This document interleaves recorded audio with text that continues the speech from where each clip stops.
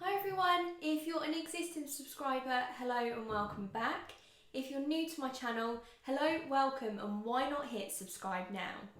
I'm your host Alicia Vittoria Keane, and I've been interviewing inspirational people and businesses to find out how and why they inspire others. This week I interviewed Simon and Alison, who completed the longest trail in America a few years ago, to find out about their experience. Here's how it went.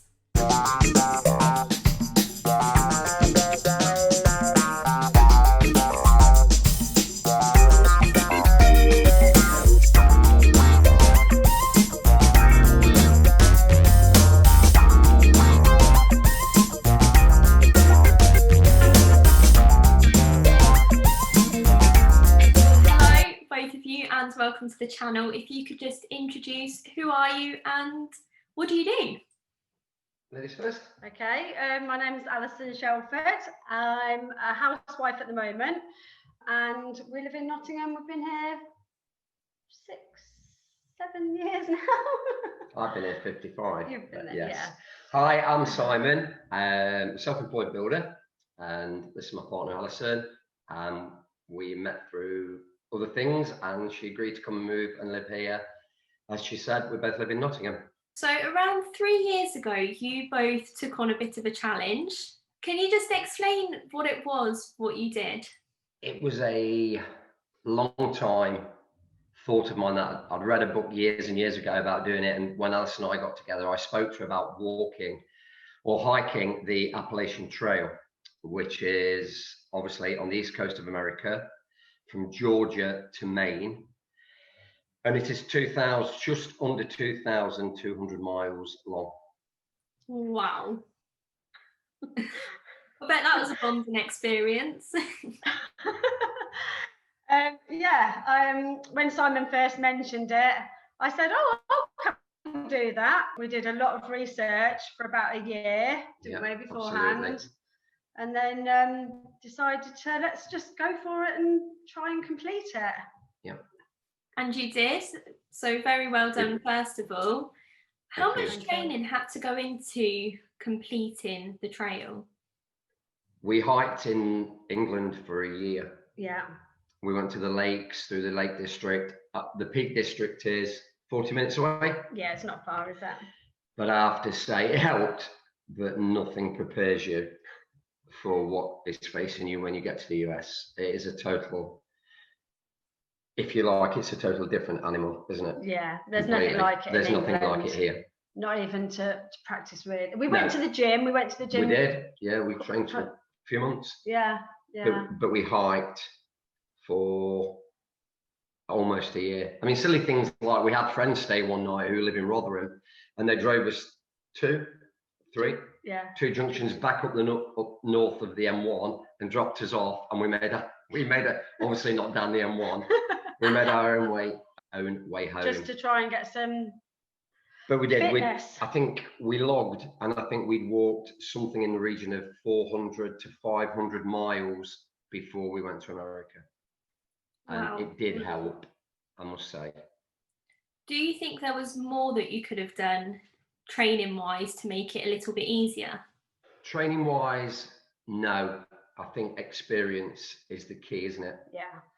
You had to be a quick learner when you were there. We did lots of research, but still nothing prepared us really for what was going to come. The scale of the mountains there. They were like yeah, absolutely, like that. Wow. So steep. Yeah. They were so steep. Yeah. Yeah, it was entirely. It's hard to put into words, isn't it? It was nothing like we expected. Nothing. So what did you expect? You can only go by what we see here, can't we? And you think of mountains and climbing Scaffold Pike. Some of the mountains here, they're hard work. But to give you just an example, the first state is only roughly 80 miles long, and it's possibly 4 to 5 days. And in that 4 to 5 days, 20% of the year's hikers quit there in that first week, because it is not what you expect it to be. The climbs are vertical, ascending and descending. And the worst part about Georgia, I found, the minute you descend and you're at the ground, within 200 yards, you can see the next climb. There's never a spell in Georgia as they are climbing. For walking for 40 minutes, you're literally down, and within several minutes, you're up the next mountain. And it's like that till you get out of Georgia every day. And it breaks so many people. You're only in there 5 days, and there is a tree at a stop where you can obviously resupply, and it's covered in hikers' boots after the first week, where they've took them off, tied them together, thrown them into the tree, and they all hang there, and they gave up. But we were doing it for charity, you know, we had a lot of backing from family and friends, and the charity we can talk about in a bit, but that really just kept us going as well. So yeah, we had a lot of support. So you turned up for like your first day of hiking. What did that first day look like? Did you literally stick your boots on and off you go, or? I think I was in tears. We both were. We started 2 days earlier. We got there 2 days earlier, and we stayed in a town, excuse me, in Georgia. We were picked up then by the hostel where we stayed the night before, the eve of the climb. And then the next day they take you, there was two choices. You could start where the beginning is at Springer Mountain, which is the mountain, the first one. Or we went to Amicalola Falls. Just for being gluttons, we started at, there's a climb of steps. And I must honestly tell you, we stopped. It was a really humid morning as well for a March morning. It was so close. We set out a plan to hike before we started here in England. We set out a plan to say, right, we're going to hike 8 miles on the first day, and then 10 miles, and then we'd worked out in our little book that we've got where we're going to camp. It didn't quite work out like that because it was so hard in the beginning. I think within the first month, we were 100 miles behind what we predicted that we probably could walk. That was the level of difficulty. I mean, it didn't help because you're naive. Our packs were far too heavy. We carried everything, like many hikers, that we shouldn't. And we learnt in 4 days, we got rid of our tent. We bought a tent in Britain. It was far too heavy. And we literally, I'm not going to give you the weight, but we actually bought a tent in America 4 days later that weighed 8 pounds less. So that's what gave you the scale of everything you have to carry. It literally is, everything is down to weight. Interesting about what you said about the tent there. So do you literally camp for the entire 6 months? Yeah, every 4 or 5 days we would get to a resupply of a town, but it wasn't quite as easy. Oh, you're on the hiking trail and there's a town. You had to hitchhike to the town, which could be 5-6 miles away.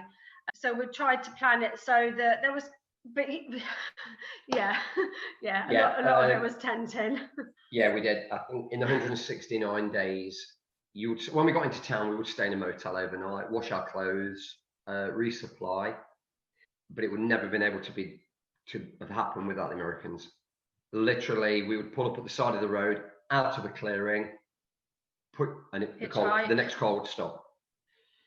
Almost, I would say in the first 5 states, we would never wait more than 5 minutes for a hitch. It might have been something to do with the fact that word got around very quickly on the trail that we were from England. And we were raising money for Walking with the Wounded.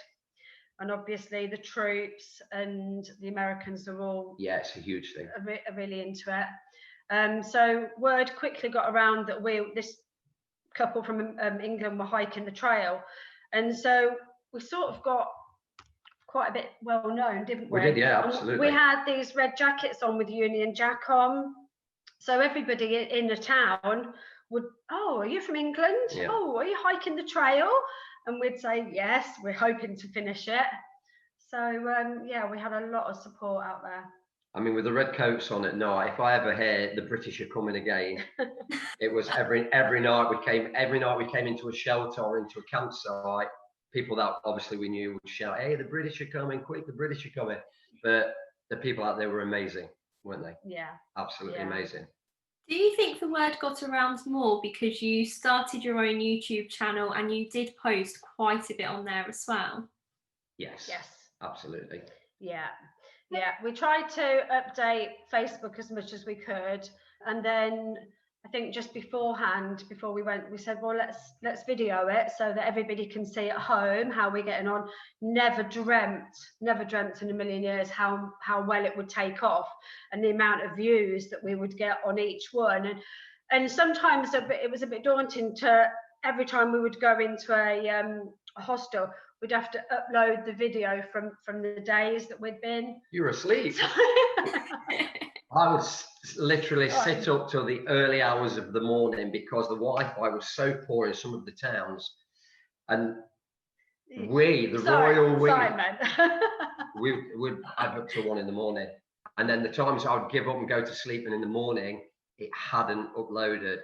And there was a few times we'd got to another town and we still had the previous 5 days plus the new 5 days to upload. You know, you're a hiker. I don't really like to use the word, but a lot of the hotels were pretty dingy. I mean, literally, you would come out the showers and you would put your shoes back on. And they would send you to the worst part, the furthest part of the hotel, away from the hub.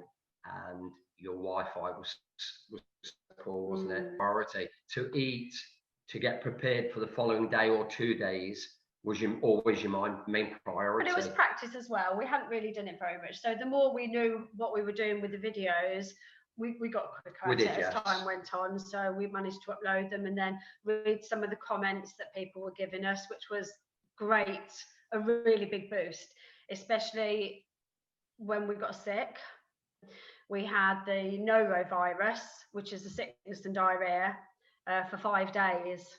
Yeah. And I think once we'd recovered from that, the first video after we got back on the trail had over 1,000 views on it, because people were saying, "Great, you're back! I can't believe it!" And people would pass us and say, "Oh, can't believe you're back!" You know. Yeah. So it was a really big boost. The YouTube. It was so ironic because we were sick, and the town we had to spend a week in was called Salem. So we went there. I mean, it is the movie's made obviously from the one in Maine, but it was Salem, Virginia, wasn't it? Yeah. The hotel were amazing. They looked after us so well. I mean, we couldn't eat in the restaurant, so we had to wait till people were finished. Mm-hmm. But it was that was probably the hardest time. That was the lowest point, I think, wasn't it? One of the lowest points. The miles like Alison was saying earlier, we projected daily. They added up daily. So after that week, we were another 85 miles behind. We'd pre-booked a flight home in August, so we couldn't go anywhere. So we just thought we'll carry on. And we did get to a few areas where we could make miles up, and we started putting in some big days. And all of a sudden, the projected mileage started to drop, and you start to think, you know what, we could actually do this.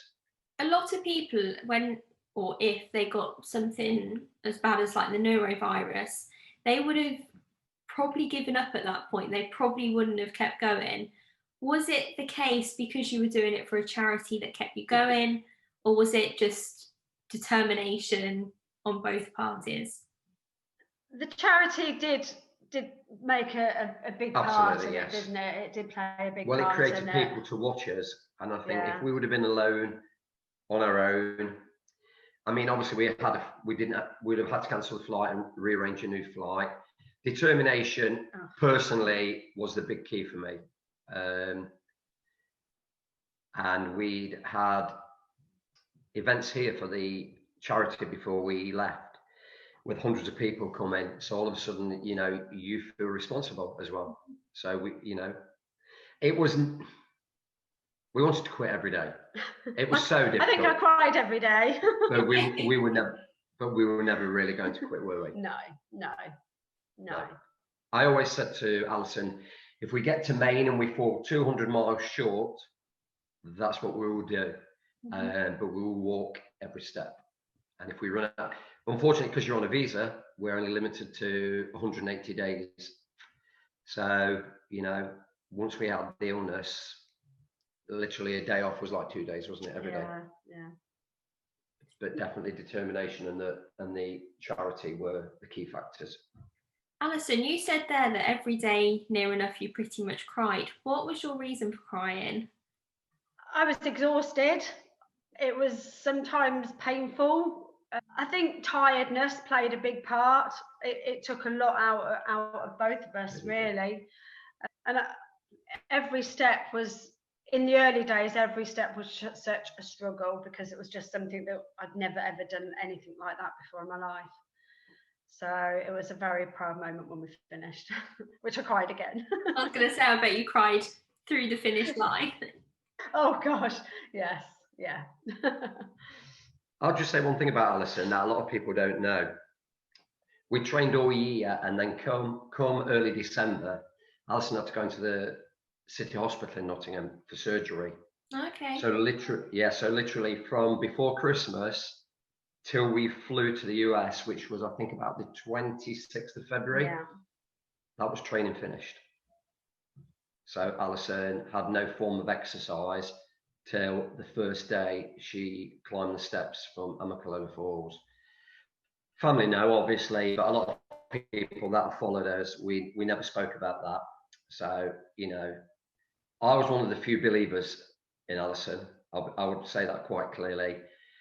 Not many people here that we know, friends and family, really thought physically she could do it. No. But I can assure you she walked every step with her own pack every day. That's phenomenal as well, that you were going through a recovery process from your operation and you still managed to do the trail. I know. Yeah. Huge well done to you. Huge well done. Thank you. In terms of the chosen charity, what made you choose that charity and not something else? Okay, well, I personally had previously raised money for Help the Heroes, and my son was in Iraq at the time serving, and we just, I decided, well, it was your choice. I decided that I wanted to do a charity because I think it would be a good morale booster for us. You're okay, but you would have done it without or without a charity, wouldn't you? And then we saw a program with Prince Harry on the TV, and he was doing something with Walking with the Wounded, and I just thought that was so appropriate, the name of Walking with the Wounded, because we were going to be, okay, we didn't do much walking, we did a lot of hiking, Walking with the Wounded for the trail, so that's why, really. So we had Sam was in Iraq, and we were doing the trail at the same time. And just the response, when we got in touch with them, we told them we were going to do it, and they sent us raincoats, loads of posters and things, and goodies and things to advertise it. And we got a letter halfway through encouraging us from them, and they kept in touch with us the whole time, so that was nice. And we raised over £5,000. Fantastic. Yeah, should have been more, but should have been 5 million. It was still good. No, it's still really, really good. In terms of obviously raising money for Walking with the Wounded, linking back to you having the operation as well, is that what kept you going, or was there at any part in between that time where you didn't want to do it, you didn't want to go?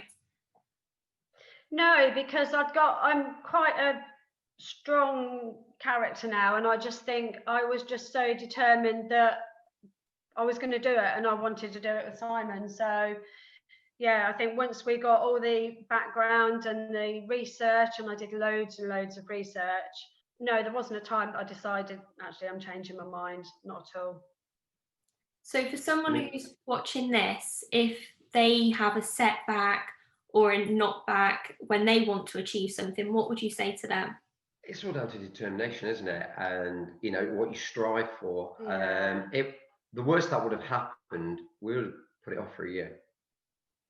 If Alison would have said, I'm not going to be up to this, ironically, quite clearly, we both were at the start, we would have, it's one of these things, it has to be delayed for the year. You can't, being from Britain, if you're going to go over there, you really need to be starting late there winter, because you're going to walk through 3 seasons. And the worst thing that could happen is if you left it late here and you went 15th of October, Baxter State Park, where the final mountain is, closes, because in May the weather is so bad. And we obviously looked at all these scenarios and imagined getting there and they closed the park. And we just hiked 2,150 miles, but we can't summit the final mountain. Would have been heartbreaking. So if she would have felt not up to it, we would have put it off for another year. We've been to the US US Embassy in London. We've both got our 6-month visas.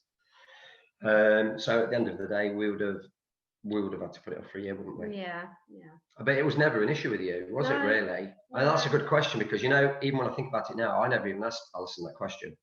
I suppose once you get something in your head as well, and once you've been working to achieve something, then it's a shame not to go through with it and complete like the final thing as such, is that? Yeah.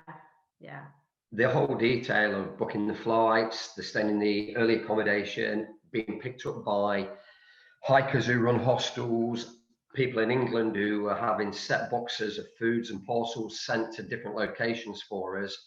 The sort of process, you know, if anybody was thinking of doing this and they're going to get up one morning and fly to the US and start hiking, you're in for a world of trouble, because everything has to be planned. It doesn't always work, but, you know, if it's there and it's planned, the plan can be amended. But if you was to go into this with your eyes closed, you're absolutely wasting your time, aren't you? Yeah, you need a lot of research. You need a lot of research, a lot of planning, and a lot of help, a real lot of help. You think people living in England can't really do a lot for you, but sending new pairs of boots, sending out as daft a thing as what? Tunnocks wafers. That's what I'll put my hand up for, Tunnocks wafers. But chocolate. You've hiked for so many days and you get to a town and you know you're going to that post office and you go with your passport and you say, have you got a parcel for Alison or for Simon? And they give you that box, and literally it's like Christmas Day. I can assure you, it's like Christmas Day. What's one thing that you took on the trail that you're glad you took and you probably couldn't have lived without? Well, that's a good question.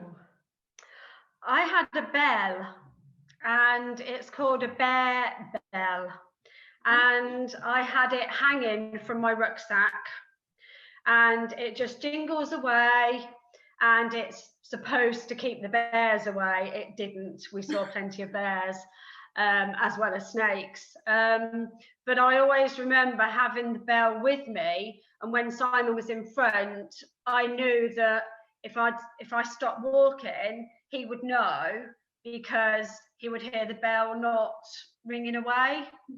And so I've got it in a little box here, and I'll always remember carrying the bear bell with me, because it was sort of like a bit of a safety net, if you like, because I knew that if it stopped ringing, then Simon would know something was wrong. I mean, yours is a great one. Mine's a little bit more simple than that, because everybody has them. But we were in Toronto one year for Alison's birthday, and this was probably the year before, and we saw a hiking shop, and we went in, we spoke to some guys, told them what we were planning to do, and we were looking for footwear. And they gave us brands, and we tried some of the big brands on that they recommended. And this guy says, have you heard of a brand called Keen? They come from Portland, Oregon, well, from Oregon. And we bought them here, didn't we? And I hiked in them. I did 400 plus miles in those boots here, and 1,600 in the US before they fell apart. So I would literally say, as obvious as it is, my boots were the greatest thing I took on that trail. They really were. So something for someone who's probably going on a trip, something a bit as like memorabilia as such, so like your bear bell and a good pair of boots. Absolutely. Definitely, yeah, absolutely. Yeah. I mean, if we were to go again, there's so many things I wouldn't take that we took. There's so many things, you know. For 3 months, I never had a sleeping bag. When the weather changed to May, I parceled it up. I moved it upstate, and then at night I would sleep on my mat. And if it was a bit cool, Alison's unzipped and we made it light. I stopped carrying my sleeping bag. I never slept in it, it was too warm. So little things like big lighters. I carried 2 big lighters and disposed of one, rather than carry it for no reason. Literally something as trivial as a big lighter. The weight is a huge, It's everything. Plays a huge part. Yeah, everything. So what wouldn't you take other than just a sleeping bag and 2 lighters? What else wouldn't you take? I wouldn't take a British tent. But seriously, I've looked so many times online at the weights of tents in this country, and there's literally a company in America, you can have a tent for 15 ounce. So when you think mats, food, drink, your water, sleeping bag, tent, clothing, your food would weigh at least 5 pounds, and that's each. So if you were to carry a pack under 30 pound, you're doing really well. It's, you know, I mean, when Alison first started, she had her pack weighed and it was 37 pounds. It was 5 pound off 3 stone. That's like, I mean, I don't know if you've ever seen the film. Yeah, it was. Yeah, it was very heavy. I'll tell you now, we had a 12 pound tent. I know it doesn't sound a lot, Alicia, to you, but I sent it back to my cousin in Tennessee and we bought a 4 pound tent. And the difference, we actually said in 5 days, we're not going to complete this trail carrying this weight. All the weight. It was so heavy. But there was a lad on there, 81. Yeah. His trail name was 81 because his pack weighed 81 pound. Just unbelievable how he did it. But I cannot express enough to anybody how tough the terrain is. And it is every day. There's no easy day, is there? No. Literally. No, we started in the winter and then we saw spring and then we saw summer. So we had winter snow in the beginning, spring, not too bad, and then summer with mosquitoes. So we had it all. But that's the way it is. That's part of doing the trail. Absolutely. Did the trail magic help at all? Wow. Yes. Absolutely. Yes. For those watching, what is trail magic, first of all? It is you're hiking along the trail and there is just some very kind person sitting there with food and drinks, offering you to take whatever you want. And it's called trail magic. And there were times that we would be hiking along and somebody coming the other way would say, oh, there's trail magic up there. And we'd, oh, quick. Yeah, it was amazing. And they would just give it away. And there would be bags there to throw your trash in. So obviously you carry everything with you, your trash and everything. So you could offload that. We had one lady, we were hiking, and she goes, are you Lemsip and Rictic? They were our trail names. And I've been following her on YouTube. And this was literally in the middle of nowhere. I think it was in Maine. It was quite late, or New Hampshire. Yeah. And we just came through a clearing and we'd been walking, and she was sat there and actually knew us by name. And we had another couple who we're still friends with on Facebook, and they left us a box, and it just had our names on it. Two boxes for hikers, and one for us. One for us. But there's one thing I just want to say about that, because we did mention it. It was in Pennsylvania, and we came down late one morning. It was so warm, and there was these 2 cool boxes, through hikers, Lemsip and Rictic. So we was with other hikers, and you think, oh my God, as great as it is, you're part of family. Do you know, I lifted that box and it was probably 11 a.m. and nothing had been touched by any hikers who'd passed earlier. It was full. So we took the letter and we took our names off the top. And they wrote us a lovely letter. They did. Yeah. We took what we wanted and we left the rest then with the other hiker box for everybody else. And literally that is how some people would leave a bag of oranges or a bag of bananas, and there would be 2 bags, a bag full of bananas and a bag for the skin. But it was very seldom I ever met a hiker who would take 4 bananas and I've got them now for the next 3 days. End up just They'll take one. Everybody was so aware of other people's needs. You never shared food. Obviously, with disease and illness, you certainly didn't put your hand in somebody else's in bags or. But yeah, that day was. You had a little cry that day, didn't you? Surprise! Another cry. And we actually videoed that on one of our YouTube videos, didn't we? Yes. We read out the letter as we opened it, and it was very moving. It was lovely to know that we got that support out there. Yeah, the Americans were amazing, absolutely amazing. Everywhere we went, nothing was ever a problem, not once.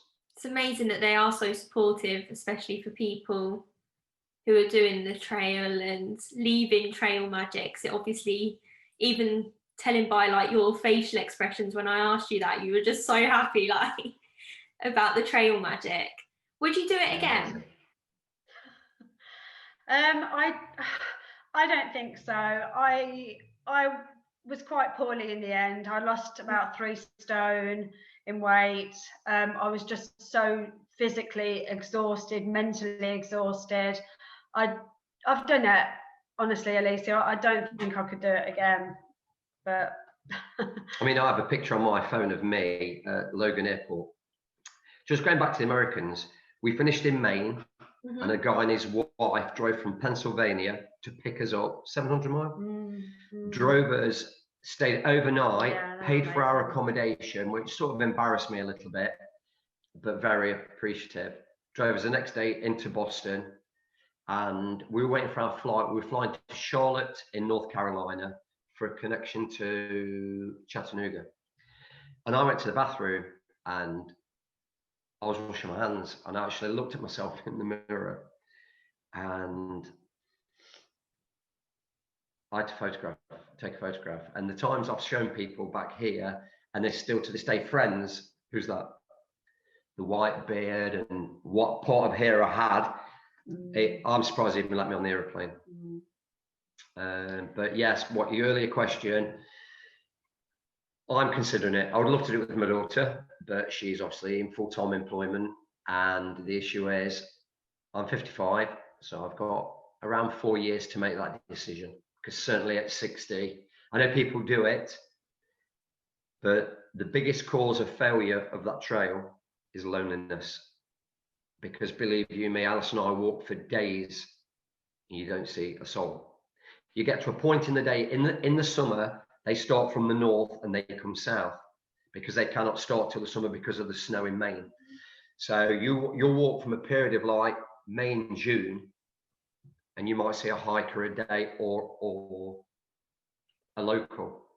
But sometimes you're so high, we could walk 2 and 3 days and not see a soul. So, you know, a person that is doing that on his own.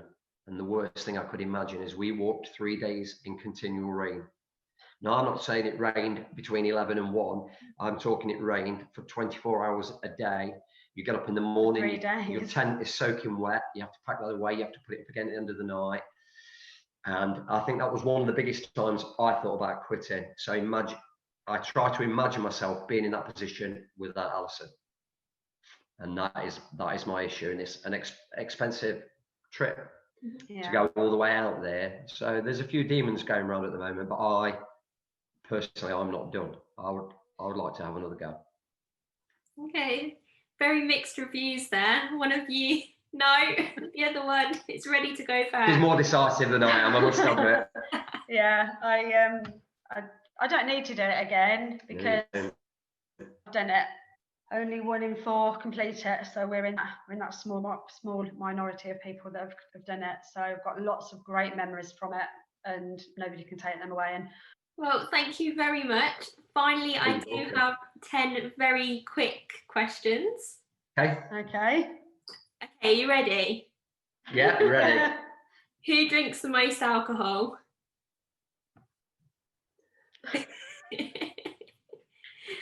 Next question, who's the better cook? Who found the trail easier? Talks the most? Is that really on your script? It is. Who's most likely to lie to the police? Yeah. All right. Yeah. I did have most likely to do the trail again, but I think our answers are there. Yeah. Who does the most chores? Who's the messiest?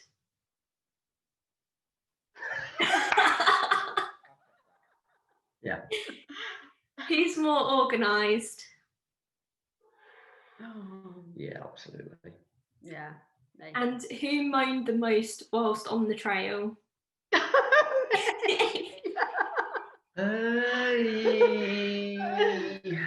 Yeah, you probably did. Yeah. Don't worry, she wasn't alone. Well, thank you very much. It's been great You're welcome. talking to you both. Have we inspired you to hike it? No. Anybody who is going to hike it, just do plenty of research. Look at the elevations of through each state, and think about the weight that you carry.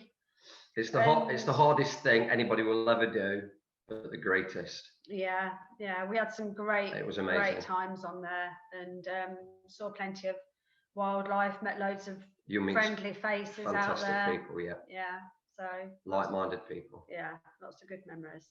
It just goes to show the power of kindness. Without that trail magic, so many people would probably struggle even more so to complete the trail than what they would by having those little gifts along the way. That goes with everyday life. If you can spread the tiniest bit of happiness and tiniest bit of kindness, then you'll definitely help someone's day. You can follow Simon and Alison on YouTube at the link here. If you have someone that inspires you, comment below. I'm always so interested to find out who others find inspirational. Likewise, if you have an inspirational story to tell, comment below, drop me a message on social media, or even drop me an email. On Wednesday at 5 o'clock, I'll be speaking with singer-songwriter Luke White about his journey and how he has now released his own single. If you've enjoyed this video, give it a thumbs up, comment below, let me know what you think, and don't forget to hit subscribe. See you all on Wednesday. See you later.